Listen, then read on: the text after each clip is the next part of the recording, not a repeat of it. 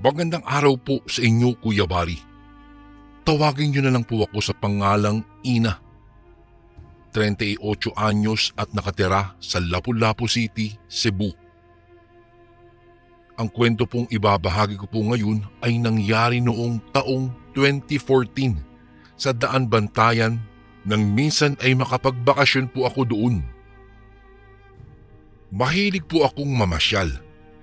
Sa katunayan po niyan, hobby ko po talaga ito at hindi na matatanggal pa sa pagkatao ko. Kasama ang kaibigan kong si Sheena, nagkasundo kaming pumunta sa bahay ng kanyang mama dahil kaarawan daw nito. Kuya Bari, hiwalay na po ang parents ni Sheena. Tapos may kani-kaniyang mga asawa na sila at anak.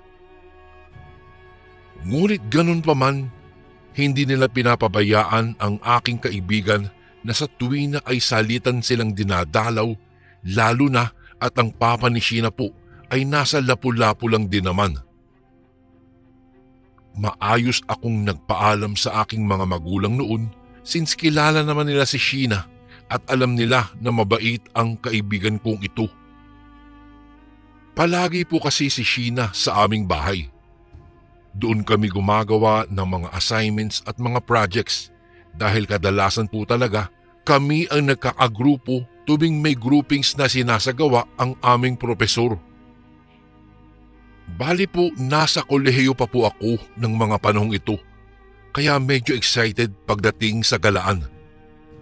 Mahilig kaming manguha po ng litrato, lalong-lalo na ang tumikim ng panibagong putahe na alam kong native po sa bawat lugar na napupuntahan namin.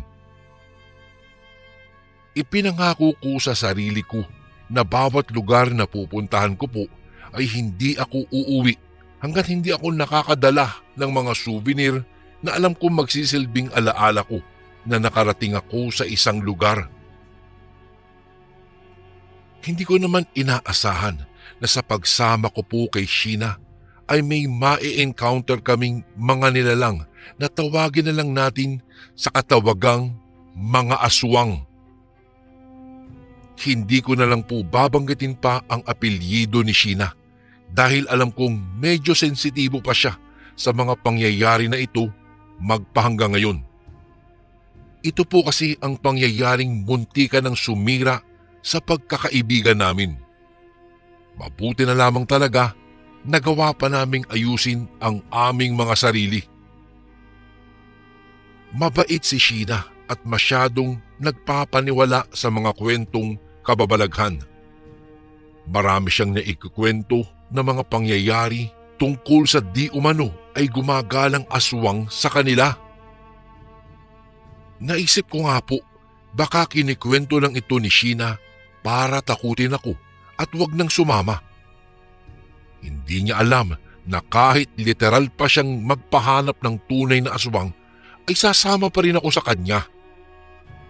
Hindi niya kasi alam na ang mama ko po ay masyadong praning at pinabaunan pa ako talaga ng langis na ayon sa mga sabi-sabi ay kumukulo daw ito kapag may aswang sa malapit. Kuya Bari, buwan iyon ng Disyembre nang bumiyahe kami pa uwi sa probinsya kung saan naroroon ang kanyang mama. Sakay ng bus ay umalis na kami bandang 4:00 ng madaling araw. Unang pagkakataon kong makapunta sa malayong lugar. Ang pangako ko kina mama, dadalhan ko sila ng souvenirs at magtatanong-tanong ako kung ano ba ang mga native delicacies nila doon at nang makabili rin. Abalang-abala ang kalsada at maraming sasakyan. Ngunit nang papaliko na kami sa kalsadang papunta sa bayan ng pupuntahan namin, naging madalang na lamang ang kasabayan namin. Mga delivery trucks at iilang pampasaherong jeep. Sabi pa nga ni Sheena, sa mismong lugar daw talaga nila ay wala nang makikitang sasakyan. Nabaghan ako at naitanong ko sa kanya kung ano ang sasakyan namin doon at sinabi niyang maglalakad lang daw kami. Nanlaki ang mga mata ko saka mangiyak-ngiyak na pinagmasdan ang aming mga dala. Sobrang dami nun, kasama ang mga regalo, kaya paniguradong papayat kami pagdating sa bahay nila. Dati po kasi Kuya Bari ay may pagkatsabi ako, kaya mabilis po akong mapagod at ayaw ng mabibigat na dalahin. Nasa bus pa lang kami, napansin ko na ang matandang iyon na may daladalang buslo o iyong basket. May laman itong Indian mango at hipon. Hindi ko maiwasang maglaway nang malanghap ko ang amoy ng hipon. Paborito ko talaga iyon, lalong-lalo na kapag maanghang at manamis-namis. Napansin yata ni Sheena na nakatitig ako sa matanda, kaya dinunggol niya ang tagiliran ko. Sabay sabing, "Wag daw akong papakampante." Napakunot naman ang noo ko, sabay tanong sa kanya kung bakit. Sabi ni Sheena, hindi daw pwedeng basta na lamang akong maakit o matatakam sa kahit na anong ibenta ng mga tao doon sa lugar na kinaroroonan namin ngayon. Marami daw kasing aswang sa lugar na ito, kaya't hanggat maaari, makontento lang kami sa mga panindang nakikita namin sa malalaking tindahan. Kinilabutan naman ako dahil sa sinabi niyang uso raw ang hawaan doon sa lugar na ito na ang tawag ay Baryo Maputik. Hindi naman po literal na maputik ang nasabing lugar. Lamang ay marami silang paninda na gawa sa clay o luwad. Dito hinango ang katawagan sa kanilang baryo. Bumaba kami ni Sheena nang dumating kami sa terminal. Nakasunod pa din ang tingin ko sa matandang nagtitinda ng mangga at nagulat na lamang nang mapagtantong basa ang bulsa ko. Dinukot ko ito at napagtantong kumukulo ang botelya ng langis na hawak ko, kaya pinaglipat-lipat ko pa ang aking tingin sa matanda at sa langis. Ayon kay Sheena, alam niyang aswang ang matanda. Matagal na itong nagpapaikot-ikot sa kanilang lugar. Kunwari lang daw ang pagtitinda nito ng mangga. Dahil nangyari na daw minsan nang may inalok ang matanda, tapos nagkasakit lang at naging aswang na kinabukasan. Hinila ako kaagad ni Sheena sa isang karinderya at doon na kumain. Buti na lang, kakilala niya ang serbidora sa lugar na iyon. Tawagin na lang po natin siya sa pangalang Rika. Sa tingin ko po ay nasa 20 anyos lang siya. Kami naman ni Sheena ay parehong nasa 23 years old, kaya alam kong medyo matanda kami kay Rika. Ipinakilala kami ni Sheena sa isa't isa. Aminado akong ang cool kasama nitong si Rika. Mabait at palabiro kahit medyo maingay. Ayos lang din naman sa akin iyon dahil natuto ako sa mga taong mapagbiro. Napag-alaman kong imbitado pala si Rika sa birthday ng mama nitong si Sheena. Gayunpaman, nauna na kami sa kanya dahil may trabaho pa siya at kami naman ng aking kaibigan ay gusto nang magpahinga mula sa mahabang biyahe. Pagdating po namin sa barangay ni Sheena, natuwa po ako dahil sinalubong kami ng mainit na yakap ng mama niya. Napag-alaman kong marami pala siyang bisita kahit papaano. Nahiya tuloy ako. Kuya Bari, katamtaman lang po ang laki ng bahay nila. Kulay puti ang pintura nito at may magarbong balkonahe sa harapan. Namangha ako sa dami ng mga bulaklak doon. May mga ornamental plants, mga roses, cactus at marami pa. Naintrigang nagtanong ako kay Sheena kung bakit tila yata mahilig ang mama niya sa matitinik na halaman. Ayon sa kanya, pangontra nila ito sa mga aswang. Natawa naman ako at nasabi ko na lang sa sarili na may pinagmanahan naman pala itong si Sheena. Naipakilala din niya ako sa kanyang stepfather na si John, maging ang anak nitong si Carla. Nakakatuwa lang, Kuya Barry, dahil in good terms din sila ng kanyang stepsister na hindi naman talaga kadalasang nangyayari. Hinayaan muna kaming magpahinga ni Tita Sylvia, ang mama po ni Sheena. Sa gabi pa kasi ang celebration kaya may time pa kami para sa beauty rest. Nakadungaw ako sa bintana at pinagmamasdan ang view sa labas. Ang likod kasi ng bahay ni Sheena ay nakaharap sa fish pond kaya malayo talaga ang tanaw ko. Napakaraming halaman ni Sheena. May mga gamot din na herbal para sa iba't ibang mga sakit. Sa di kalayuan naman, may natatanaw akong mga kabahayan. May kalsada din pala papunta doon. Naitanong ko tuloy kay Sheena kung ano ang mayroon sa lugar na iyon. Anya, may mga nakatira din daw doon na mga taong ayon sa kanilang kapitan ay mga dayo na walang mapuntahan.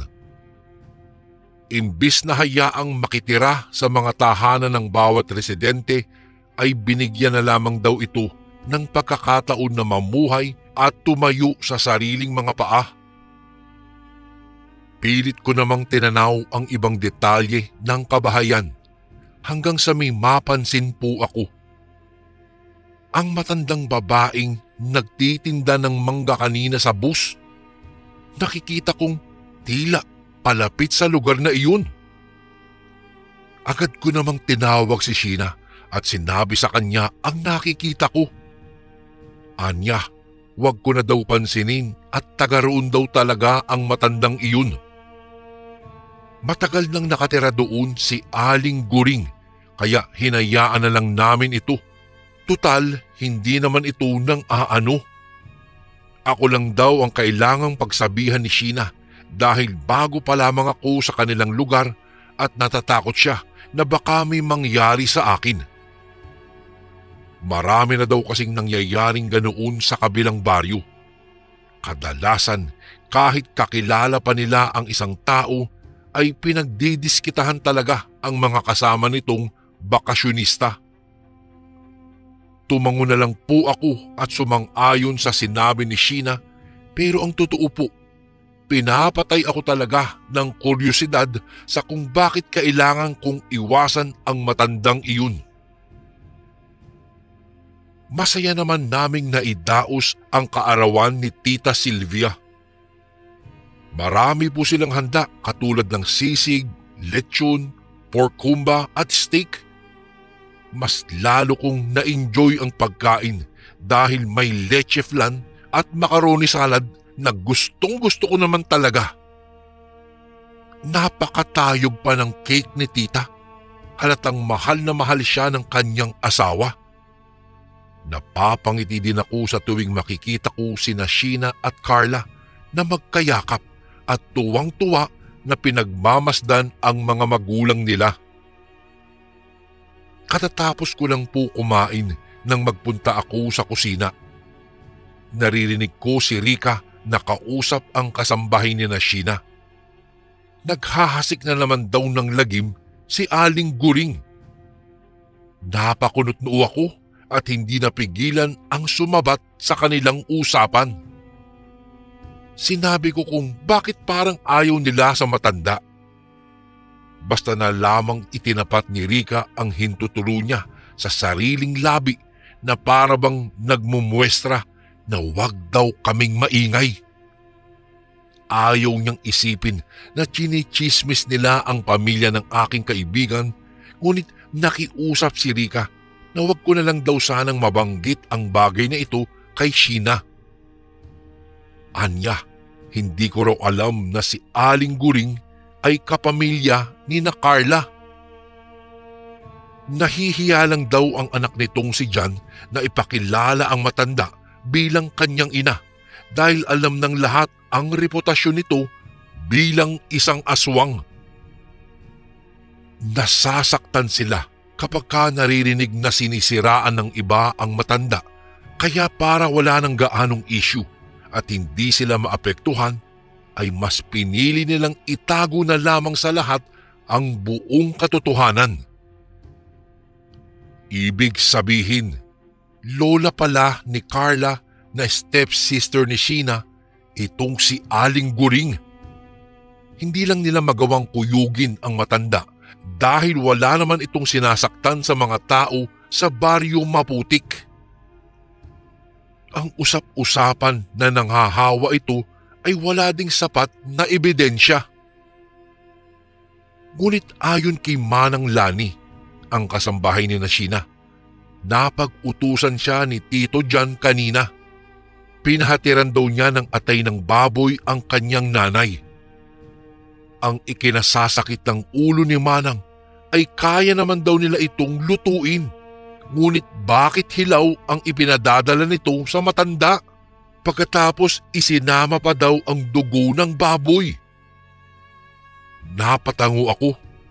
Kaya pala wala akong makitang dinuguan kanina sa hapag. Mas lalong tumindi ang kuryosidad ko sa pag-alam kung ano ba talaga ang mayroon sa matanda. Naisip kong tumakas, ngunit hindi po ako magkaroon ng lakas ng loob na gawin ito dahil baka hanapin akong bigla ni Sheena. Hindi ko alam kung pareho ba kami ng naiisip ni Rika. Pero bigla kasi siyang nagsalita at inalok ako ng isang bagay na hindi ko matatanggihan. Anya, subukan daw naming matyagan si Aling Guring. Tila bumbilyang umilaw-ilaw ang sinabi niyang iyon sa akin. Sabi pa niya, siya na daw ang bahalang magpaalam kay Sheena, kaya naman nang marinig kong sinabi ni Rika na may bibilhin lang daw kami sa tindahan ay napahinga ako ng maluwag. Pumayag kasi si Sheena. Lumabas kami ng bahay at kunwaring tinahak ang daan papunta sa tindahan, ngunit hindi pa man kami nakakalagpas sa kabilang kalye ay pumihit kami ni Rika sa isang shortcut. Hinayaan ko siyang magpatiuna kasi kabisado naman niya ang kalsada. Maya-maya pa, natatanaw na namin ang malawak na fish pond. Nakikita ko na din ang bahay ni Sheena sa bandang kaliwa. Gayunpaman, iwas na iwas ako sa paglingon dahil natatakot ako na baka sa mga oras na ito ay nasa itaas ng kwarto si Sheena at nakikita kami. Habang kami ay naglalakad, kinikwento ni Rika naman kung papaano niya natuklasan ang tunay na katauhan ni Aling Guring. Hindi ko naman maiwasang kilabutan at maitanong sa sarili kung tama ba itong ginagawa namin.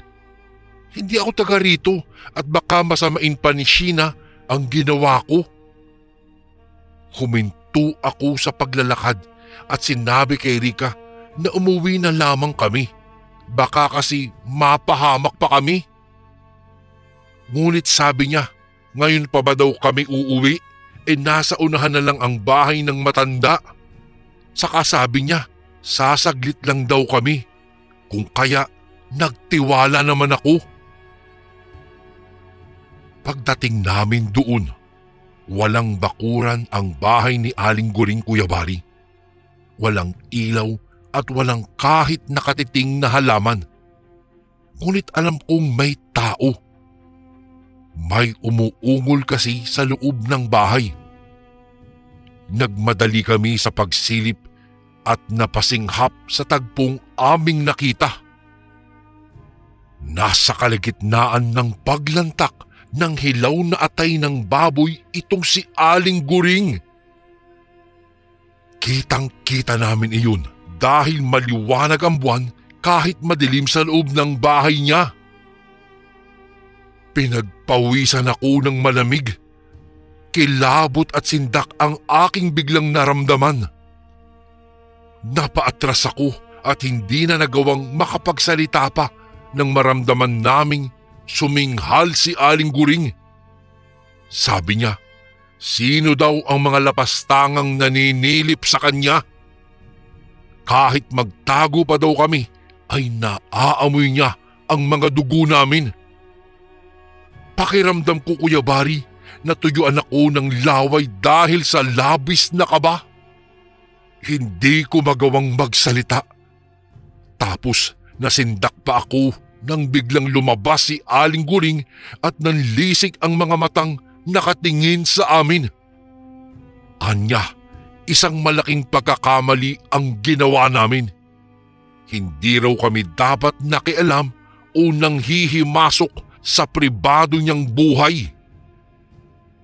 Si Rika ay naistatwa sa labis na takot, kaya naman ginawa ko ang lahat para makapagsalita. Sinabi ko sa kanya na hindi ko kasi maiwasang matakam sa tinda niyang mangga at hipon kanina. Umaasa ako na baka may naitabi pa siya para bibilhin ko. Maikli lang ang sinabi ko, pero parang pagod na pagod ako.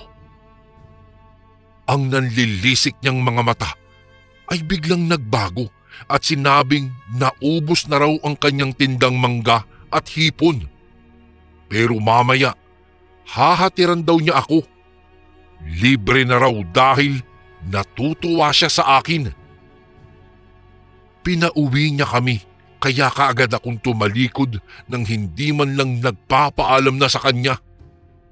Takot na takot ako ng mga sandaling iyon, kaya maging si Rika ay hindi ko na nahintay pa dahil sa labis na nerbiyos. Ang buong akala ko, Kuya Bari, ay lalantakan na kami ng matanda sa harapan mismo ng bahay niya. Buti na lang, hinayaan pa niya akong makaalis. Nagmadali ako sa pagbalik sa bahay ni Sheena. Nagkataong nagtatapo ng basura si Manang Lani. Anya, kanina pa daw nag-aalala si Sheena sa akin, kaya sumunod ito sa tindahan kung saan kami nagpunta ni Rika. Nasabunot ko ang aking ulo. Hindi naman kasi kami nagpunta ni Rika sa tindahan kung hindi lumikulang kami sa kabilang kanto, papunta sa bahay ni Aling Guring. Imbes na muling bumalik sa labas, ay pinili ko na lamang na maghintay sa kwarto namin sa itaas. Batid kong tatanungin akong tiyak ni Sheena kung saan ako nanggaling, kaya mas pinili kong magkunwari na may hinahanap ako sa aking bag. Ilang minuto lang ang nakalipas. Dumating na nga si Sheena. Nagkatinginan kami at nakita kong baka sa kanyang mukha ang pagkabalisa. Napayuko ako. Alam kong tatanungin niya ako kung saan ako galing, ngunit hindi ko napaghandaan ang isasagot ko. Gayunpaman, narinig ko din sa kanyang bibig ang mga katagang, saan daw ba ako galing? Kaya saglit akong natahimik. Maya-maya lang, sinabi ko sa kanya na naligaw ako. Hindi ko nasundan si Rika dahil sa katitingin ko sa paligid, kaya nabahala na din ako na baka nag-aalala na ang babae sa akin. Sabi naman niya, nakita niya si Rika sa tindahan. Nawala na lang daw akong bigla sa kanyang likuran, kaya nang marinig ko ang sinabi niyang iyon ay muntika na akong natawa. Mukhang nagkapareha pa yata kami ng rason ni Rika. Hindi na nakipagtalo pa sa akin si Sheena. Ang sabi niya lang ay wag na akong lalabas ng bahay nila nang hindi siya kasama. Tumango na lamang ako, Kuya Bari, at hinayaan na siyang mahiga sa kama, kaya tumabi na din ako sa kanya. Naging mailap sa akin ang unang gabi ko sa bahay ni Sheena.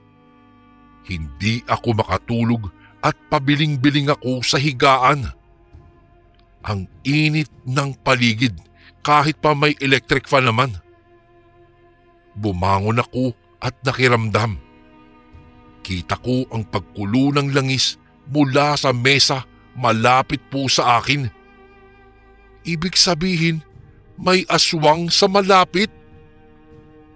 biglang kumabog ng husto ang aking dibdib at hintakot na napasiksik sa aking higaan.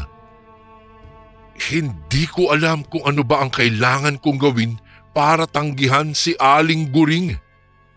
Malamang aalukin niya ako ng kanyang paninda, pero hindi naman talaga ako seryoso sa tinuran ko sa kanya kanina. Kinailangan ko lang sabihin iyon para lubayan niya ako. Ngunit sa pagkakataong ito, napagtanto kong mahirap pala makipagsundo sa mga aswang. Mahirap dahil hindi sila nakakalimot. Ang mas nakakatakot pa ay nasusundan nila kami kahit saan pa magpunta. Makalipas lamang ang ilang sandali, nakarinig na ako ng mahinang pagkalabog sa bubungan. Kinabahan ako at hindi kaagad nakagalaw, Kuya Bari. Alam kong imposibleng pusa iyon dahil mabibigat ang bawat paghakbang nito. Tahimik akong nakiramdam ng mabuti. Kinikilabutan ako sa tuwing may napapansin akong kung anong gumagalaw-galaw sa paligid. Nang may kumalampag sa silong ay dito na ako nahindik ng husto. Hindi naglipat saglit at dahan-dahang dumungaw sa labas ng bintana ang isang bulto ng isang ulo. Dahil sa labis na takot ay hindi ako nakasigaw. Nanginig lamang ako at hindi na nakapagsalita pa. Habang tumatagal ay lalong nagiging malinaw ang bulto na parang butiki kung makagapang sa bintana hanggang sa tuluyan siyang makapasok. Si Aling Guring! Nakangisi siyang humarap sa akin habang tumutulo ang kanyang malapot na laway. At ang mas nakakasindak pa, Kuya Bari, ay buhaghag ang kanyang buhok habang nakalitaw ang kanyang matutulis na mga kuko. Sa totoo lang po, tila ako'y binabangungot o masasabi kong binabangungot nga akong talaga. Hindi ko kasi maiwasang hindi makahinga dahil sa tindi ng tensyon na aking nadarama. Wala akong kamalay-malay na sa mga oras na iyon ay nagwawala na pala ako. May kung anong bagay na iniabot sa akin si Aling Guring. Anya, tanggapin ko na raw ang bagay na inaalok niya nang sa gayon ay hindi na raw ako matakot. Umiling ako at marahas sa tumatanggi pero hindi ko alam kung bakit parang iba yata ang ginagawa ng aking katawan. Ang kamay ko ay animoy may magnet na iniabot at tinanggap ang kanyang binibigay na bagay. Isang kulay itim na batong makintab at para itong holen. Mas maliit lang ito ng 3 beses kaysa sa natural. Mas lalo siyang lumapit sa akin at hinawakan ako sa magkabilang balikat. Nararamdaman ko ang higpit ng matatalim niyang kuko na bumabaon sa aking balat kaya napaigik ako. Basta na lamang akong hinalikan ni Aling Guring dahilan para mapasigaw na ako. Nalanghap ko ang lansa ng kanyang hininga. Tila ba kakakain lamang niya ng sariwang dugo at mukhang hindi pa nawawala ang mantsa sa kanyang bibig. Pumalahaw ako at humingi ng tulong. Sinubukan kong magpumiglas kahit hindi ko naman talaga kaya hanggang sa may biglang sumampal sa akin na ikinatulig ng aking mukha. Dahan-dahan akong dumilat at nagulat na lamang nang makita ang nagkakagulong kasambahay maging sina Sheena, Carla, Tita Sylvia at Tito John.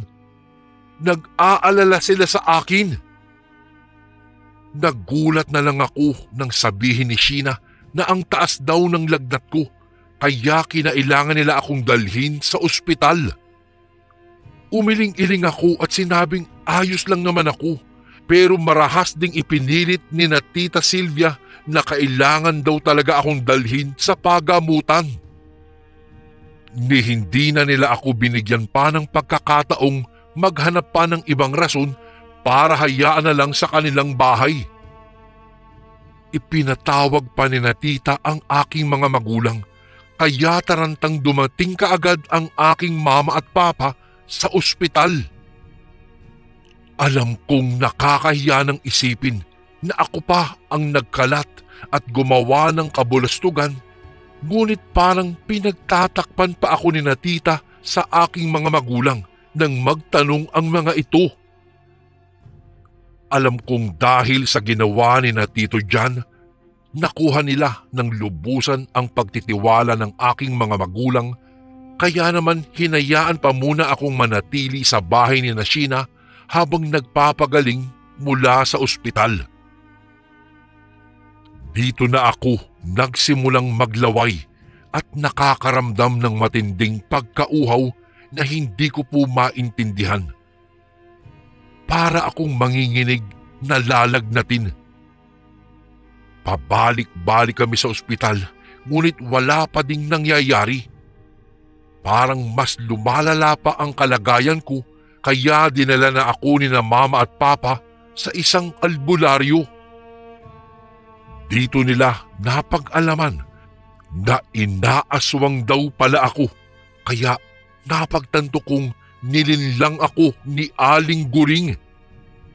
Ang ginawa pala niya ay malinaw na isang klase ng pambibiktima, kaya nagmakaawa ako sa manggagamot at sinabing gagawin ko ang lahat, gumaling lamang ang aking karamdaman.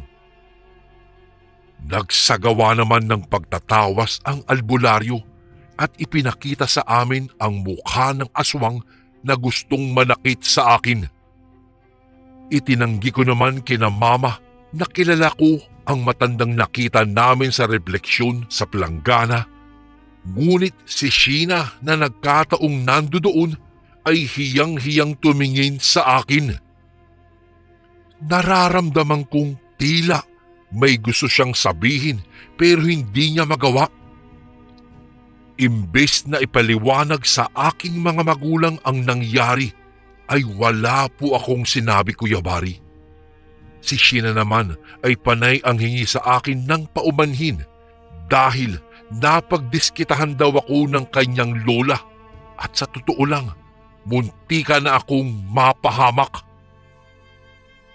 Bigla na lang siyang naging iba at halos ayaw nang makipag-usap sa akin. Sinisisi niya ang kanyang sarili dahil muntika na akong mamatay dahil sa kanyang kapabayaan. Mabuti na lang, Kuya Bari, nagawa ko siyang kausapin. Hindi ko nga lang magawang ipagtapat sa kanya ang lahat-lahat ng nangyari dahil natakot ako na tuluyan na kaming magkasira.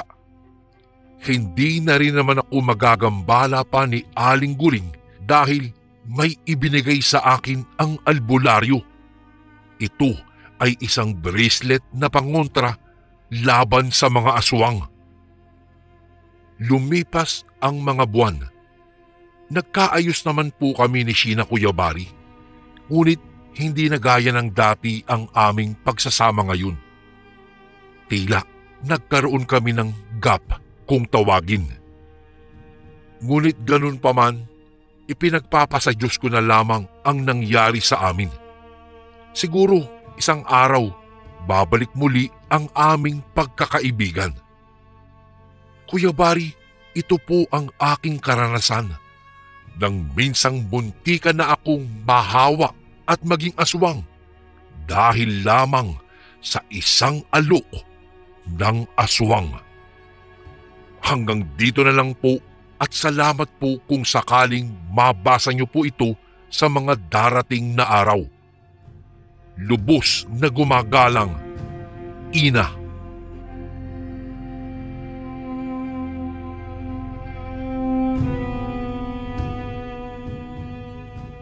Naniniwala ka ba na ang pag-ibig ang pinakamakapangyarihan sa lahat ng bagay?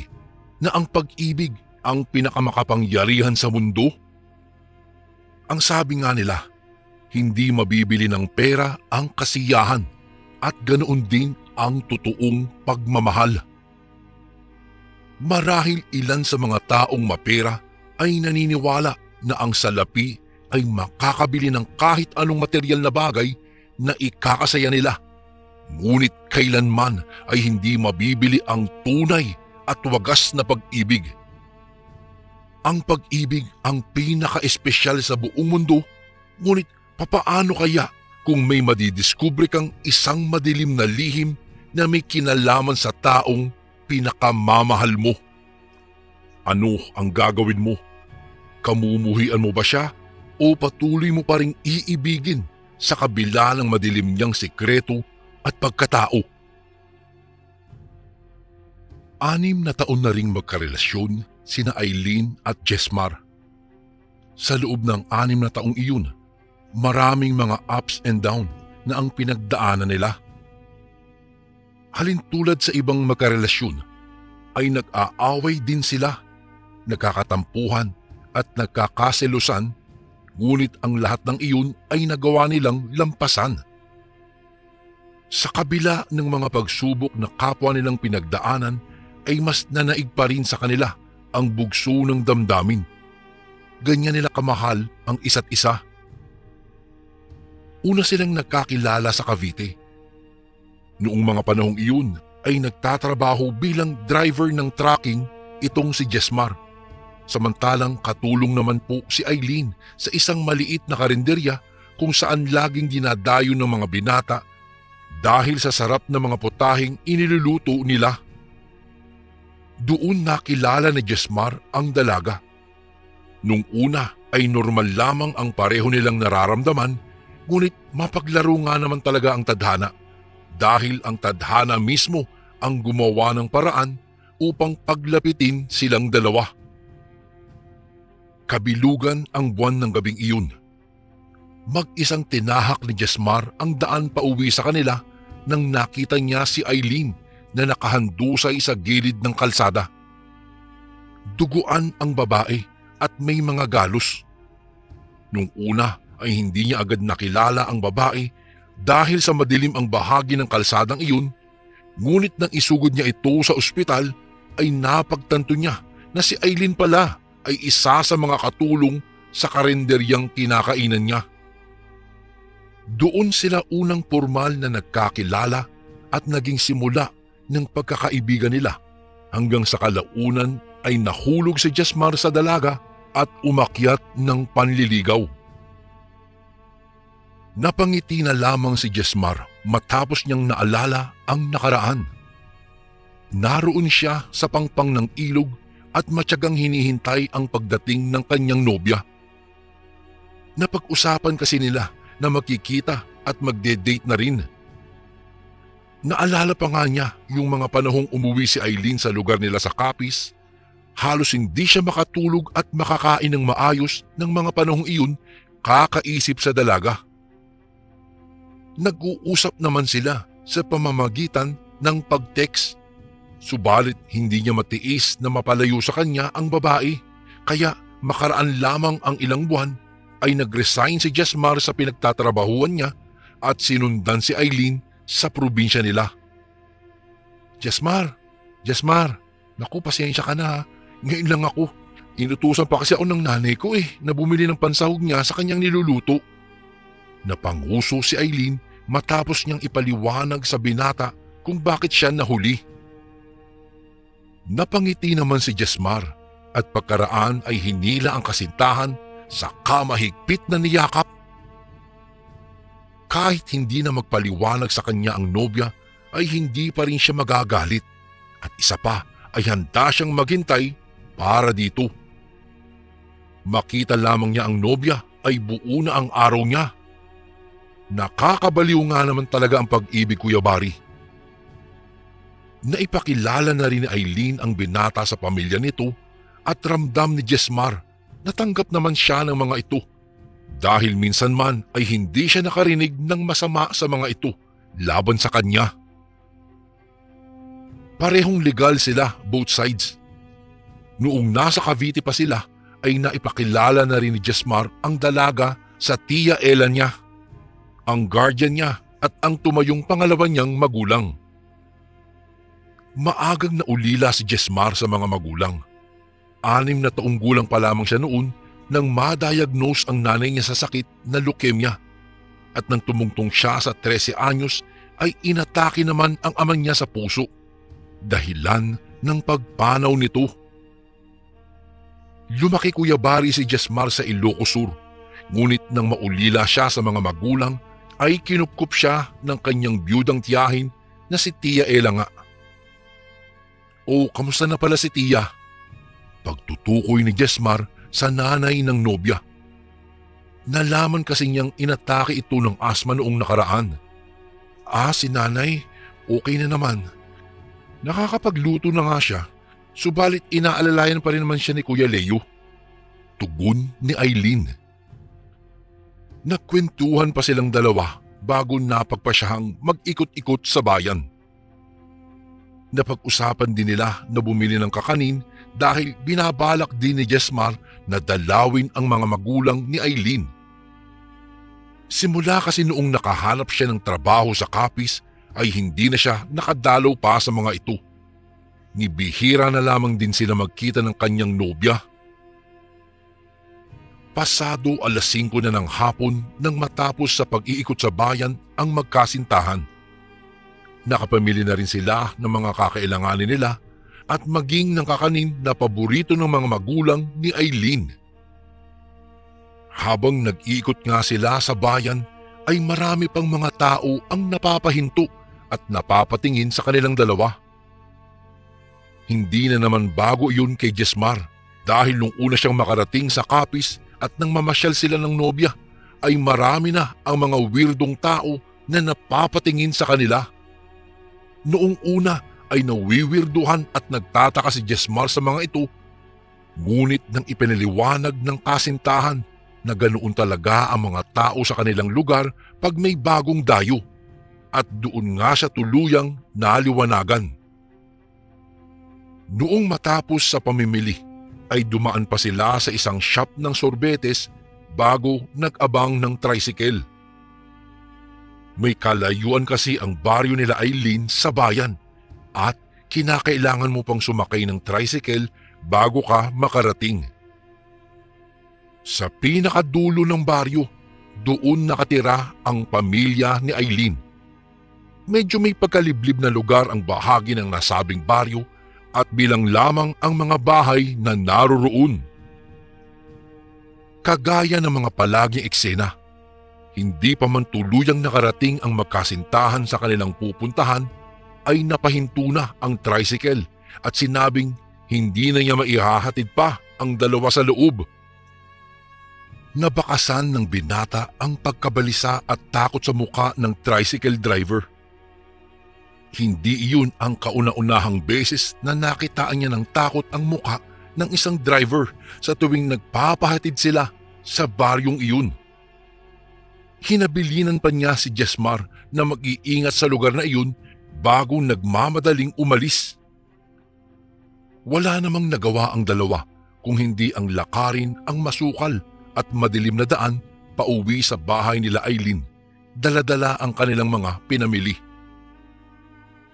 Habang naglalakad silang dalawa ay nagkwentuhan pa sila hanggang sa naitanong ni Jesmar kung bakit bihira lang ang mga tricycle driver na pumapasok sa baryo nila.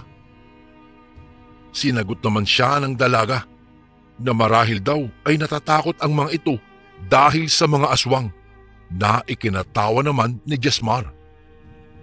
Simula kasi pagkabata ay palaging naririnig na ni Jesmar ang tungkol sa mga aswang, ngunit ni isa ay wala pa siyang nakikita kaya hindi siya naniniwala sa mga ganoong klaseng nilalang. Sabi nga nila, to see is to believe. Kumagat na ang dilim nang tuluyang nakarating sina Jesmar sa bahay ng nobya niya. Naabutan pa nga niya ang tatay ni Aileen na nagsisibak ng panggatong sa labas, at noong mapansin nito ang presensya nila ay napahinto ito sa kanyang ginagawa. Agad namang bumati si Jesmar. magandang gabi po, at ngumiti naman ang tatay ni Eileen. Kinamusta pa siya ng tatay ni Eileen bago sila sinabihang pumasok na sa loob. Hindi pa man tuluyang nakakapasok sa loob ng bahay ang magkasintahan ay sinalubong kaagad sila ng nanay ni Eileen. May daladala pang sandok ang ginang, hudyat na nagluluto ito. Mula sa labas ng bahay ay naaamoy na rin ng dalawa ang masarap na putaheng niluluto ng ginang. Agad namang inakay ng ginang ang binata at nobya nito papasok sa loob ng bahay nang magkasintahan ang pasalubong nilang mga kakanin.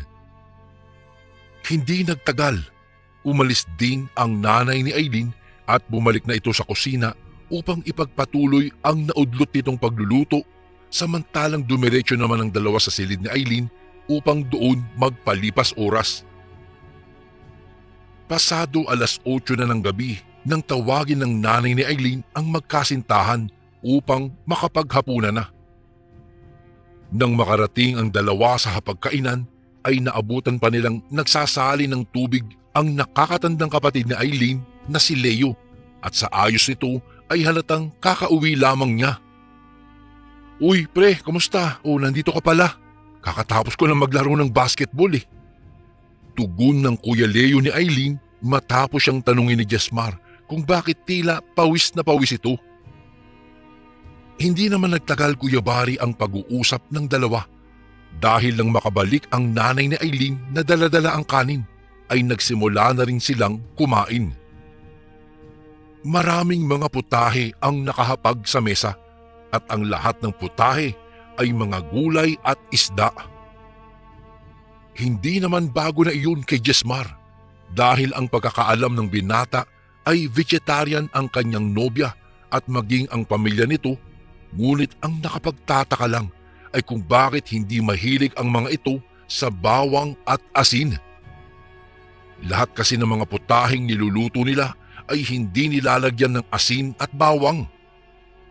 Nilalagyan naman nila ng toyo at iba pang sangkap sa pagluluto, kaya kahit papaano ay may malalasahan sila. Habang kumakain ay nagkwekwentuhan pa sila at nagkakabiruan.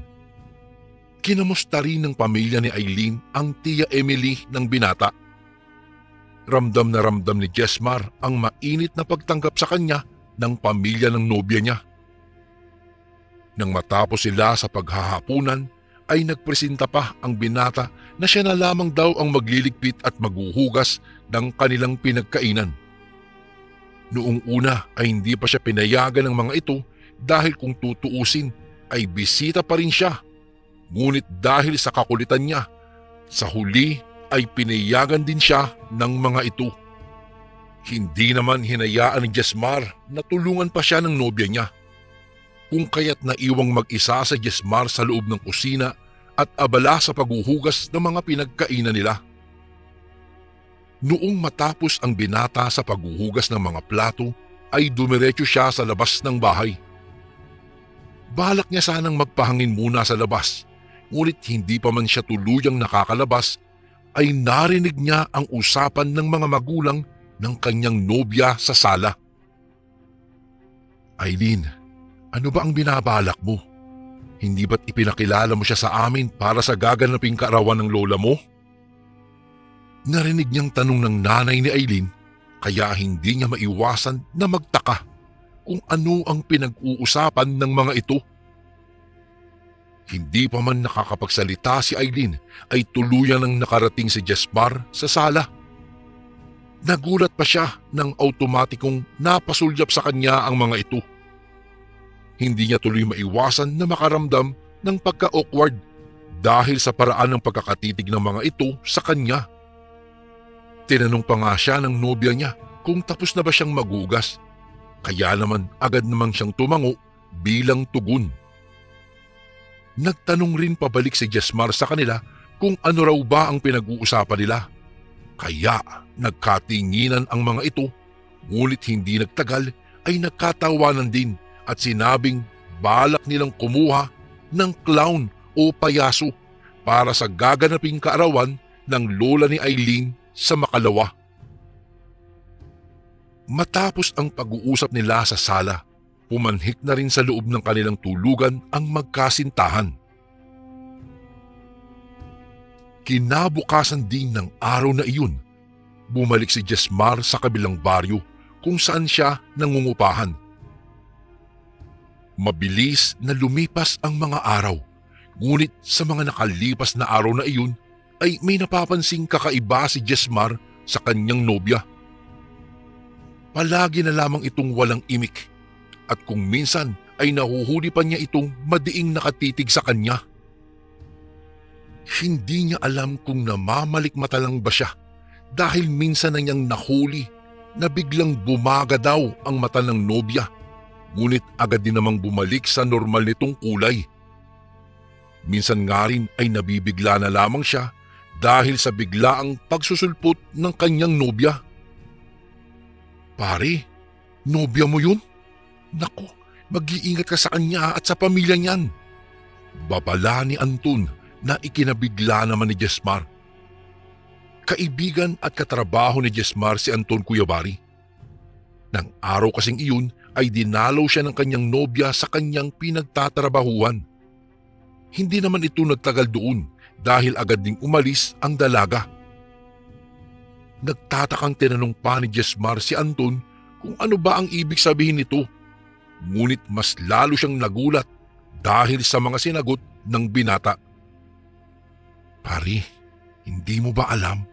Kilala ang pamilya ni Eileen sa baryo nila at maging sa bayan dahil sa kakaibang pagkatao nila.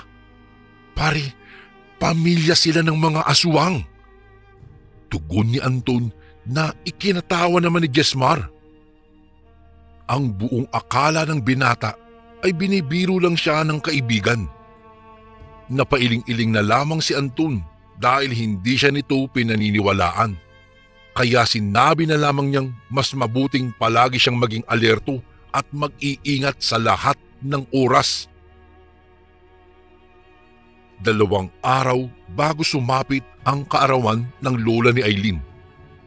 Nagkataong kabilugan ng buwan ng gabing iyon at nakitulog na naman si Jesmar sa bahay ng kanyang nobya.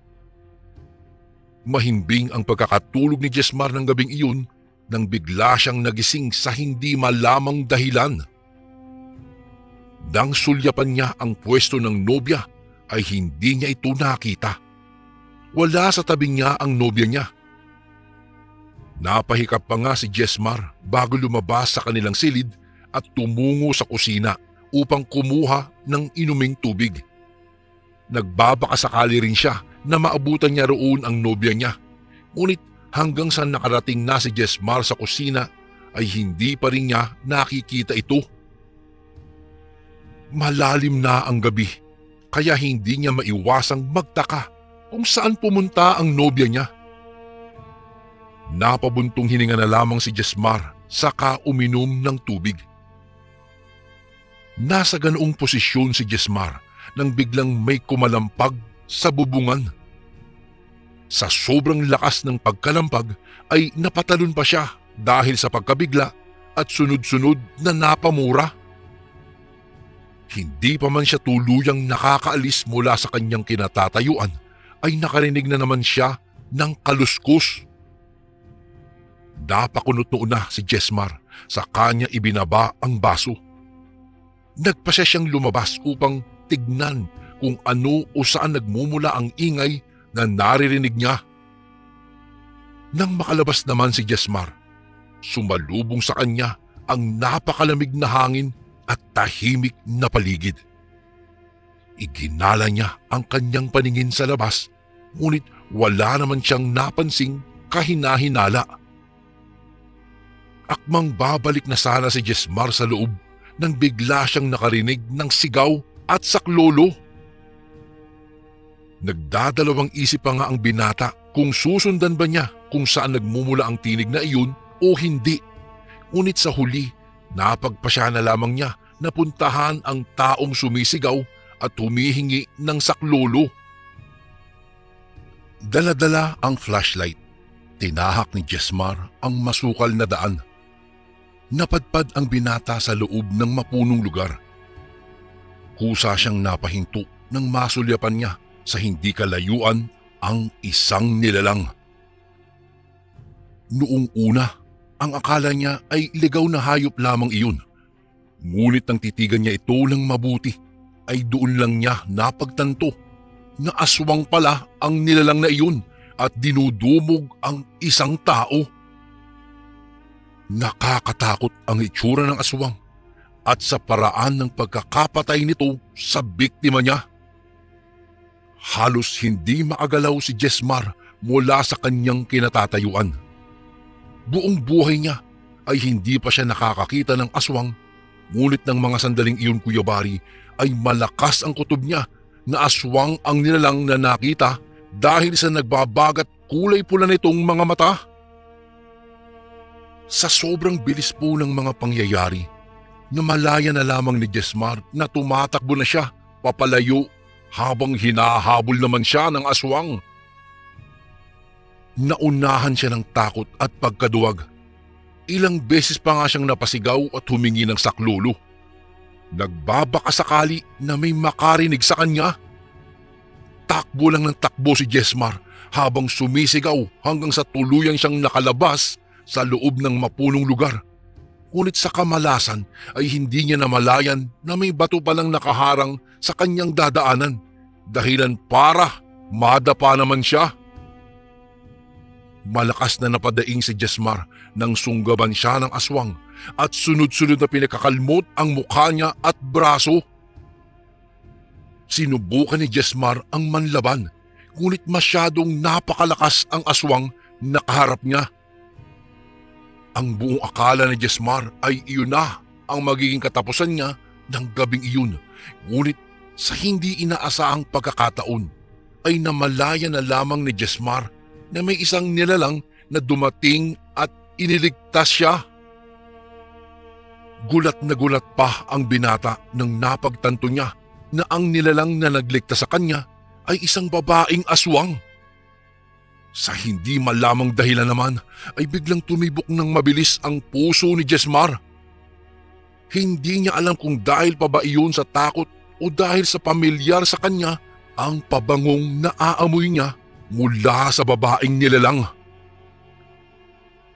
Tigilan mo siya! Di ba't binalaan ko na kayo na wag niyo siyang gagalawin kung ayaw niyong itakwil ko kayo bilang kapamilya? Galit na sigaw ng babaeng aswang na mas lalong ikinalito ni Jesmar. Isang malakas na ungol naman ang pinakawalan ng lalaking aswang na nangdumog kay Jesmar bago ito naglaho. Nang tuluyang nawala sa paningin ng binata ang lalaking aswang, ay doon na niya tuluyang hinarap ang babae. Nang titigan niya ito ng mabuti, ay doon siya natigilan. Aileen? Aswang ka? Gulat ngunit nauutal na sigaw ni Jesmar. Kakaiba man ang anyo at itsura ng kasintahan, ay nakilala pa rin niya ito. Nagulat si Jesmar dahil sa kanyang nadiskubre.